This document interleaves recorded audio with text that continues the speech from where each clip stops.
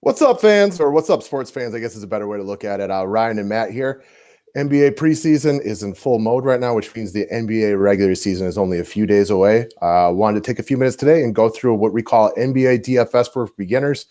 If you're a wily veteran, maybe this can be a refreshing course, or if you're new to NBA DFS, this will just be a few of things that you're going to have to stick into the old noodle if you want to be a little bit more successful. For those of you who aren't as complete degenerates as Ryan and are deep into the NBA preseason slates, it's always nice to get a little refresher before the regular season starts. There's, as we always talk about, there's multiple ways to skin the cat, but between me and Ryan, I think we've got a really good system down, and I'm really excited for the NBA season. Hell yeah, man. So right there, we're just showing a picture of one of Matt's big wins from last year. There's a million different ways to play it, guys. Not every night's going to work out that way, but it is fun when you get to the mountaintop.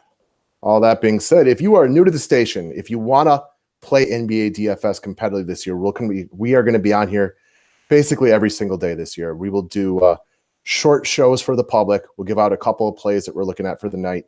And if you want that information, press that red button that says subscribe. And as always, we do appreciate the thumbs up for whoever is willing to get it. It does help us spread us around YouTube. And it's just sincerely and much appreciated. As always. All right, guys. So if you want to sign up with us, we offer a lot for what you get. I wouldn't advise the NFL only, just because that wouldn't be for basketball. But lifetime, monthly, annual customers will all get baseball and basketball, football, whatever is applicable at the time. Obviously, basketball and football are the big things right now. Go to the website to sign up. That's down there in the description section. We take care of GPP and cash. We do a summary every single day. That's what the DFS 5-pack is for NBA. It's going to be the 5 core plays and then a player pool that you can choose from for the rest. We'll do private podcasts daily, and it'll just be a bunch of different ways that you can attack the slate, not to mention the private Facebook groups where my boy Brad's doing a real good job lately of creating chatter. So they've been a lot more talkative lately, which is good because people are talking DFS, helping one another out. We're just two guys. We can't evaluate every single player every single day. It's great if we get into those. So for those brand new to NBA DFS, the biggest thing real quick before you get into it, because I know we get questions about this. We don't offer an NBA only package just because of the timing. It's so long that it just doesn't work out for us to offer a package like that. The best way is just to do, monthly or buy a year pass. Right, because if you're going to buy an NBA only package, it would almost be the same price as a full year of all 3 sports. So there just wasn't a price point that made sense. So for those brand new to NBA DFS, I can't say this enough. The game changes quickly, and it's great because it's fun, but it also sucks when at the end of the day, you've been evaluating all day long. You got your plays and all lined up. And then we get word that LeBron is not going to play tonight for rest reasons, because that changes everything. And this shit happens all the time. It won't be as bad the first week probably, but like after that, it'll kick in right away. And the reason this is real simplistic, guys. If LeBron's not playing for the Lakers that night, that is a ton of usage, shots, and minutes that's going to get dispersed to other guys. You take a look at a guy like Kyle Kuzma. I don't know what his role in the rotation will be this year, but let's say he plays 26 minutes on average. If LeBron's out, guy might play 36 minutes now, which 10 extra minutes of Kyle Kuzma could equal 10 to 15 DFS points. Yeah, and it even goes deeper than that. Like we talked about earlier in the previous video we made, Leonard Fournette being out hurt the Jaguars, and that's a big injury for them. Well, him being out, the only real change it makes is that TJ Yeldon now becomes viable. There isn't that much of a difference with the other guys in that game. In your example, with LeBron being out, not only does it have a huge effect on everyone else on the Lakers, but also has a pretty drastic effect on people on the other side, because who knows, the game now might be closer. Who knows how they're playing their players. So the drop down effects from each player missing a game is huge in the NBA, and you always have to be relevant in your information. And that's why, like, as much as we want to give out plays, it changes. One of the reasons we're waiting on an NBA preseason video today is everything has been changing in the afternoon, and you're going to have to learn this stuff a little bit if you want to be competitive. We want to hand feed you as much as we can, but you simply are not going to be able to be competitive if you can't learn some of this stuff and be around guys. Most of you guys have lives. Not everybody. I realize that some people are true, just sitting in their basement evaluating this stuff all day long, and they base their life around it. But for most of you, you're busy people. You got kids. you got wives, you got husbands, you got sporting events you have to go to and things like that. And if you can't be around to catch up on this stuff, and all you can do is look at your phone haphazardly, don't play for big money that day. Save your bigger money for the days you know you can be around, because when real life gets in the way, it will crush your DFS profits and long-term profitability. We talk about that on baseball slates, when we're waiting for some news to come out, et cetera. That's everyday reality in the NBA. Like, you cannot expect to win and be profitable if you're not going to be around to look at the stuff right before lock. It is 10 times worse in NBA than any other sport, and 10 times might be low end. Agreed. Okay, so the big thing that you guys, the number one thing that you can know is pace of play, in my opinion. Pace of play is huge. You want to find teams that are going to move a lot and really break it down in its most simplistic form. Possessions end in a variety of ways: a block shot, a point, a rebound, somebody goes to the free throw lane. There's almost no scenario where it doesn't end in DFS points, with the exception of somebody throwing the ball out of bounds and there's a turnover, okay? So the more possessions equal more DFS points. And while we could do a full video on this, I don't want to spend so much time, but know your pace of play. Pace of play will change for some teams throughout the year. Like the Bulls, for example, started out last season really slow, but by about a third of the way through the year, when Chris Dunn was around, not even a third, maybe 10% of the way, they turned into a really fast pace of play. Monitor this stuff. Google NBA pace of play. Find a website you're comfortable with. Bookmark it. Know it. You need to know it. You need to know it, and you need to know it without being able to ask us. So you need to just know it and know how to look it up. Right? Like, this is not one that should be that complex for people. Google it, bookmark it, know your website, and then move along, because you're going to have to either memorize it, which by midway through the season, most of us know this stuff. But if you don't, you can look at your Vegas lines every day. If there's a 235-point total expectancy, that game should have good pace. But it is, to me, the top thing that you can factor in, and it's a good way to know who the chalk's going to be. Yeah, and know your teams. I always go back to this example, but it applies here. That Hawks game, last year, it might have been 2 years ago now. I don't even remember. It was last year. Most of the time, what? It was last year. Okay, so most of the time, I think it was like Hawks Pacers, something like that. Most of the time in the games that you're talking about, they do have a lot of points because, usually in games that have more possession, there's more actual points because most of the time they score. There's more scoring, but not always. As I've alluded to in that game from last year, you messaged me and said, man, I wish we had stacked that Hawks game. And I said, why? It's only like 90 to 93. There's only a couple minutes left. He said, well, look at the DFS points. There were a ton of block shots, a ton of turnovers resulting in DFS points, steals, etc. So you really got to know your teams. Possessions versus points. Mm-hmm. Okay. How do you get up to the minute injury news? This is another one. There's a million ways to do it, guys. I know people who are members of Roto Grinders, for example, they'll have this stuff sent straight to their phone. You got to know your own lifestyle. There's a million ways to look it up. I use Basketball Monster as my one-stop shop for pretty much everything. It's the only DFS website I pay for throughout the year because it's just an easy one for me because I'm on my PC, but we all have different lives. Some of you don't use a computer. I don't understand how you do it, but a lot of people just use their phone. So they want those alerts sent right to their phone. There's a million ways to do it. I don't care how you do it. Just make sure you get up to the minute injury news. And if you don't want to pay for a website or sign up for, phone notifications, you can just follow Fantasy Labs or Roto Grinders on Twitter. Yeah. You know what? I'm really glad you have this slide. I know that, you're someone, like you said, you don't understand how people use their phone or don't use their computer. I'm one of those people though. So like you said, I'm like with everything else, there's always multiple ways to do something. Know what works for you. This is really, really important. And this is preliminary stuff that a lot of sites and a lot of other people won't cover. So, this is the kind of, like you said, DFS and NBA DFS 101. Okay. Basketball Reference is a website that I like to I have it bookmarked. I go there daily. Some guys have get up spots. And the example right here, you don't see the name, but this is Karl Anthony Towns against Houston.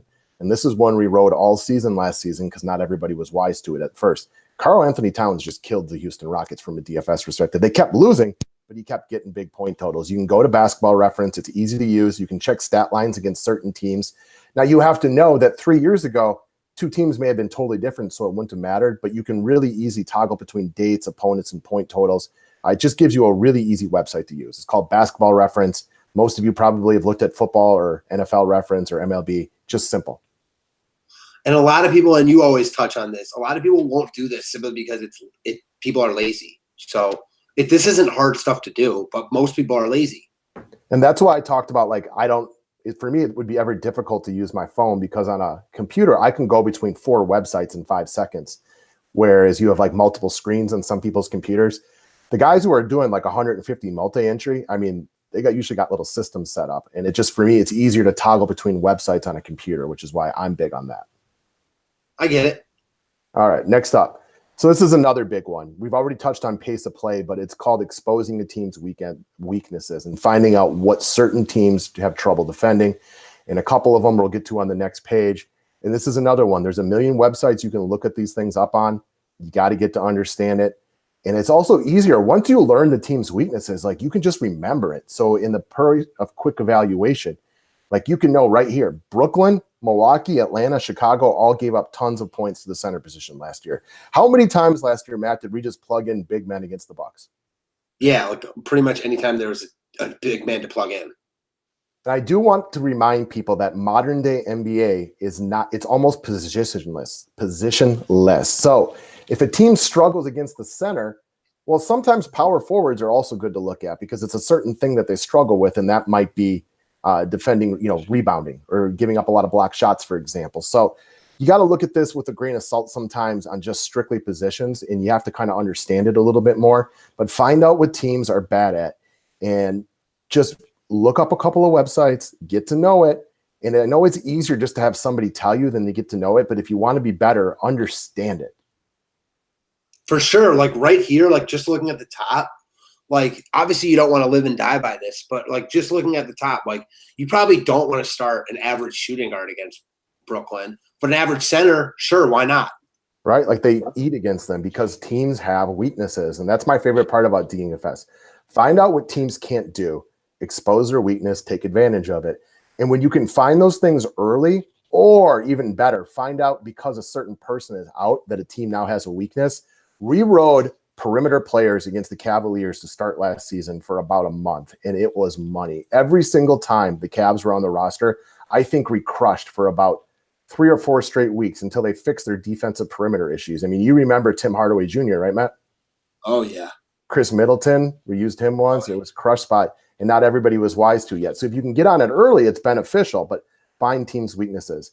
It will also speed up your evaluation by like having some of these set rules. For example, I was talking to a guy named Drummond DFS on Twitter yesterday and having these set rules like don't play guys against Utah, for example, and this could change this year. So don't listen to them specifically right here. These were just examples because it's a good defense that plays slow. You don't like point guards against the Bucks because the Jason Kidd defensive mantra was to get the ball out of the hand of the point guard because, well, that was probably what position he played. So he thought that would work. Now the Bucks team defense was crap, but the point guard defense was pretty good. But we already hit on that. Big men against the Bucks were money because they couldn't rebound. I mean, DeAndre Jordan had almost 20 rebounds in the first half last year against the Bucks because they can't rebound. Point guards against the Sun, big men against the Nets. Memorize these things so when everything falls apart a half hour before a lock and LeBron and KD both get sat, you can at least speed up your evaluation and get these good plays in.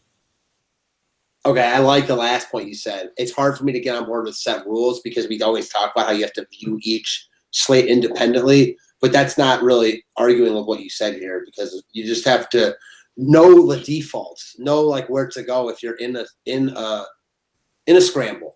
I guess that's the best way to put it. And like you're not normally looking to target people against Utah. It might be a little different as they change their team. We're more advanced. So like for me, it might not be a set rule like that because I'm looking at this stuff all day, every day.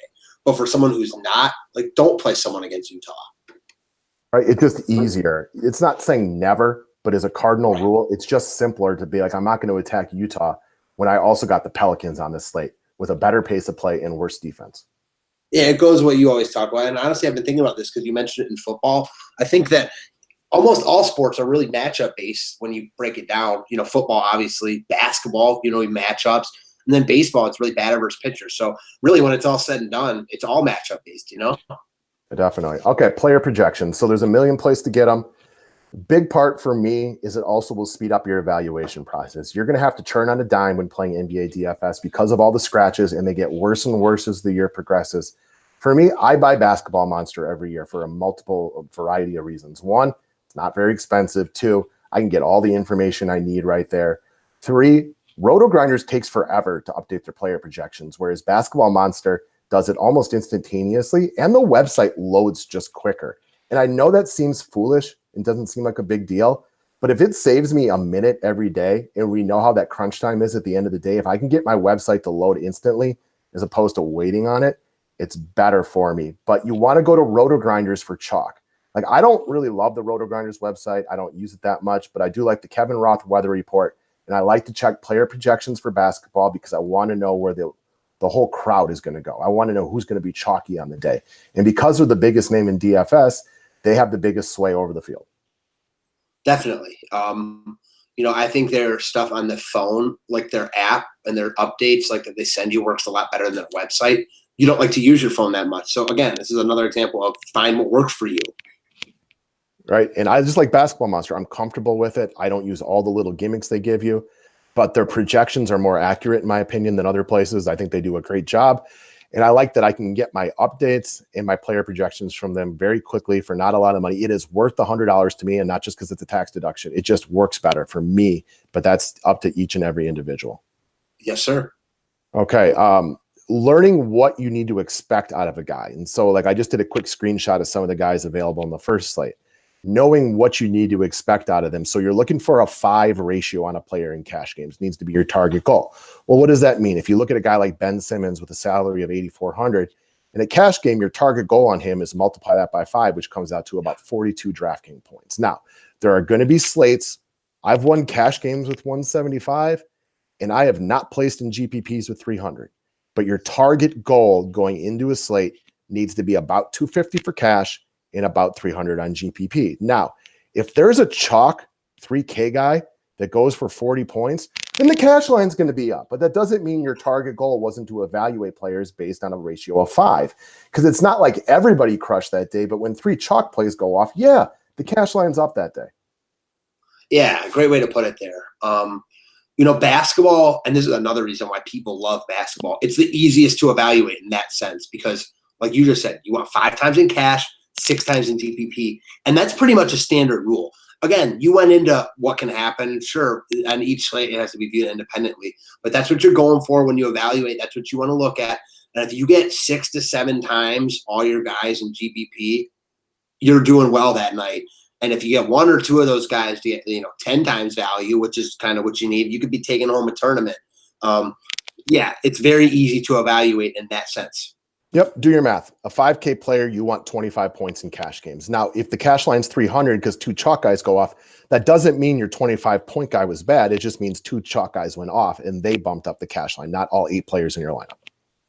Exactly. Now, maybe that 5K guy, or maybe that play was bad if you chose him over the chalk guy, but that's another situation and, for another video. Exactly. Okay. There's 2 ways to formulate a lineup for the most part. Stars and scrubs or studs and duds is what you'll hear, or you attack the mid-tier. And what we talk about with stars and scrubs, on a day where you get a bunch of cheap guys who are starting and filling in, then you can play like Westbrook and Harden together. But they eat up about half of your salary, so you're left with 6 guys about 4K-ish. That's the way the public goes a lot, stars and scrubs, studs and duds. Now, a good way to attack this is if you want in GPPs to be different, hit up the mid-tier a lot. That's your 5 to 7K range players. A lot of your DFS players who are busy with real life stuff and can't evaluate DFS all day long, they have more of a struggle to go to the mid-tier. So it's just easier to grab Westbrook and LeBron and then get some cheap guys. So every slate is slate dependent, as you referred to earlier. A lot of times, though, attacking that mid-tier on a day when people are going stars and scrubs is a good way to be different without picking crazy plays. You're just attacking a different price threshold because once you pay up for Harden and Westbrook, you can't buy 7K players.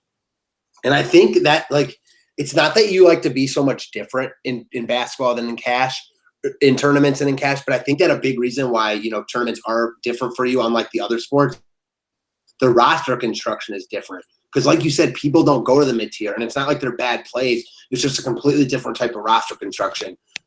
We love the mid-tier for NBA GPPs. Definitely.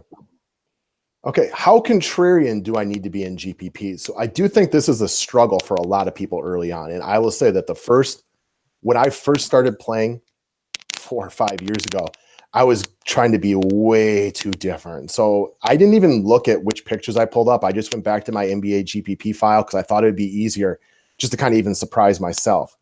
And like, so this is a 2-game slate, it looks like. I think this is even a late slate, if I remember correctly. Like, here I am, second place out of 237. There's only one guy here that wasn't chalk. I mean, Chris Paul, yeah, I guess he wasn't chalk, but he was still 25% owned. Nick Young was the only guy that was different. This is a very hard slate to analyze, like, right? Because of 2-gamer though. So I get your points, but this is a very difficult one to analyze. Right. And people, they try so hard to be different sometimes that you don't always need to be different in all of the areas. You know, next one up. Again, this is another smaller tournament, about 297. Get to know your tournaments that you're playing in. Actually, Matt, this is the night that you won the big money with the Aaron Gordon call at 79 points. Now that I'm looking at it, like most of these guys on here are highly owned. 5 of them are at least into the double digits. And then we got 3 guys from that were low owned, and we hit up that Oklahoma City game that night. That was the night you won all that money. Alfred Payton and Aaron Gordon were different, but I still have 5 popular players in there. Yeah, I'm with you. If you can find those sweet spots, and you've kind of harped this on me, you don't need to be different at every spot by any means. You get a guy like Aaron Gordon like that, and obviously that doesn't happen every night. You could be chalky everywhere else. So it is similar to football in that, and I'm with you. Too much is made, and I know you definitely believe that too much is made about being different. I love being different, but there is something to be said for, you don't want to be different just to be different. There has to be, logic behind whatever you're doing. That's for sure. All right, another one. 428 teams, second place. I don't have a single guy in here that's less than 10% on. This is true. So you don't have to be different just to be different. Know your tournaments also. Right? What tournament you're in. That's something that can't be. I know we talk about that a lot, like, between us and stuff. And, we try to get into detail, but know what tournaments you're in. If you think that the lineup that you enter into the 150-person tournament is going to take down the 10,000-person tournament, you're mistaken. Right? You got to be a little bit more different if you're playing in the 100,000 people tournaments, but we both sit around in a lot of the smaller ones because you can win those on the regular. You can't win the 10,000 person ones by only entering a couple lineups very often. Agreed. Okay. What do you like better in cash games or GPPs in NBA? For me, out of all the sports, it's the one that I like both. I don't have a set answer. It's really 50-50 for me. I love cash games in NFL. I like GPPs in MLB. In NBA, I just like them both. And there is no real preference from my eyes. I like them both too. I like GPPs more because I always like GPPs more. So for me, that's an easy question. I also like cash games in NBA though, where I hate them in baseball. Exactly. All right, best positions to use in the utility spot. So this is one, again, it's a cardinal rule, but nothing is a set rule. You have to be slate dependent, but as a cardinal rule, we try to get centers and point guards into our utility spot. Why? Because their points are more replicable. Centers take shots closer to the basket. Just easier to make. I don't know if you all know this, but it's easier to make a layup than it is to make a deep three-pointer. Easier shots. Rebounds are probably the easiest statistic to replicate. If you're 7 foot tall, it is easier to get rebounds than it is to make three-pointers as a guy who's 6'1". It's just simpler. Point guards have the ball in their hand, higher usage, more touches. Doesn't have to be like that every slate, but as a cardinal rule, we try to utilize point guards and centers as much as we can. Yeah, this is a rule that I go with a lot. I hate rules in DFS, but this is one. I mean, whenever ideally, and we'll talk about this in more detail on other videos, when you get centers and point guards that have other position flexibility and you can roster just those guys, that's ideal. Right. Easier to get points. They just have an easier position to succeed. Okay, here's one that if you guys can all listen to me, please stop freaking out about who starts. If I cannot tell you how many times this year I'm going to answer the question where we're going to say player A is out. You want to insert player B. And then I'm going to get tagged in a post on Facebook. Oh my God, he's not starting. Oh my God, what am I going to do? Guys, backups come into games in basketball all the time. This isn't baseball. You know what I mean? It's two totally different things. Backups are oftentimes in a better position because when Joe Basketball comes in to fill in for Draymond Green on the Warriors, guess who doesn't get shots when they have to play with KD, Curry, and Clay? Joe Scrub. Guess where he does get shots? Playing with the second unit because he's higher up on the pecking order. Stop freaking out about who's starting. It very rarely matters. Minutes matter, not who's starting. Yeah, I mean, preach. That's so true. I mean, it's deep analysis. That's what you need if you're going to really be successful at this stuff. Right. It is a huge deal. And I know I'm still going to answer this question a million times this year. No doubt. All right. If you can, you want to avoid potential blowouts. You don't want to assume every game is going to be a blowout, but you do want at least to keep that in the back of your think tank. Reason being, NBA coaches, some more than others, are very cautious about giving their stars too many minutes. If there is a point where they are up 25 points in the fourth quarter or 105, like this picture says, it is very likely that your stars will not be out there in the fourth quarter. As great as Kevin Durant is, there's way too many games where he doesn't need to stress himself. He's got other good teammates around him, and he's not on the court in the fourth quarter because the Golden State Warriors are an all-star team masquerading as a regular NBA team. Again, you don't want to freak out about it too much, but you do want to be cognizant of blowouts. I'm with you. You got to look at that stuff because that can kill your lineups. If you're not confident in your own skills to evaluate games, go find a place where you get your NBA Vegas odds every day, bookmark it, check the point total that's being proposed, look at the potential blowout. If there's a 15-point discrepancy, the odds are this game has got a potential blowout. Mm-hmm. And every game can be a blowout, but if there's if it's a pick'em game, it's less likely to be a blowout. That's why it's a pick'em game. Yeah, exactly. And in the NBA, there is the NBA, I feel like more than other sports, the talent discrepancy is actually a little bit bigger because there's less people. You know what I mean? Especially that's just something, modern NBA. Yeah, it's in modern NBA, like right now NBA with these super teams. Exactly. All right, guys, if you want the full-length breakdowns on a daily basis, go sign up today. We'd love to have you join the family. Going to be real busy with new customers the next couple of days. Why don't you become one of them? We'd love to have you. Go to the website to sign up. Recover what we covered earlier in the video. Don't take it from us. Take it from our customers.